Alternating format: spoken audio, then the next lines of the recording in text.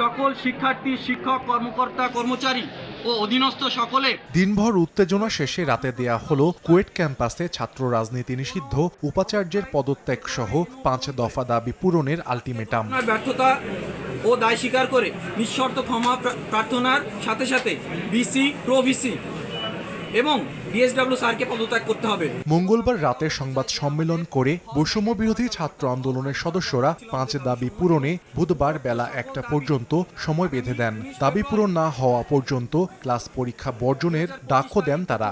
না পূরণ করা পর্যন্ত এই মুহূর্ত থেকে সকল প্রকার ক্লাস পরীক্ষা সহ সকল একাডেমিক কার্যক্রম বন্ধ থাকবে। অপরদিকে নিজেদের কর্মীদের ওপর হামলার প্রতিবাদে শিববাড়ি মোড়ে অবস্থান নিয়ে সড়ক অবরোধ করেন ছাত্রদল, যুবদল ও স্বেচ্ছাসেবক দলের নেতাকর্মীরা। ঘটনার পেছনে দায়ীদের শাস্তির দাবি করেন তারা। আমরা যখন ওখানে ছুটে যাই তখন আমাদের উপর তারা বারবার করে আমাদের উপর হামলা করে।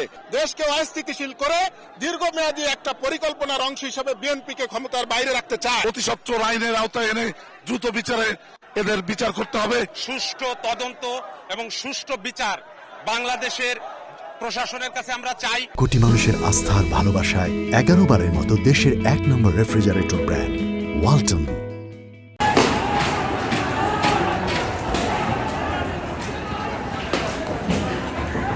এর আগে ক্যাম্পাসে রাজনীতি নিষিদ্ধের ইস্যুতে মঙ্গলবার শিক্ষার্থী ও ছাত্রদলের মধ্যে ধাওয়া পাল্টা ধাওয়ায় রণক্ষেত্রে পরিণত হয় ক্যাম্পাস। এদিন সকালে মারধর সহ বিভিন্ন অভিযোগে ক্যাম্পাসে বিক্ষোভ করেন শিক্ষার্থীরা। পরে বিশ্ববিদ্যালয় এলাকার নিরাপত্তা নিশ্চিত সহ বিভিন্ন দাবিতে উপাচার্যের বাসভবনের সামনেও তারা বিক্ষোভ করেন। দুপুরে ছাত্রদলের নেতাকর্মীরা ক্যাম্পাসে প্রবেশ করলে উত্তেজনা দেখা দেয়।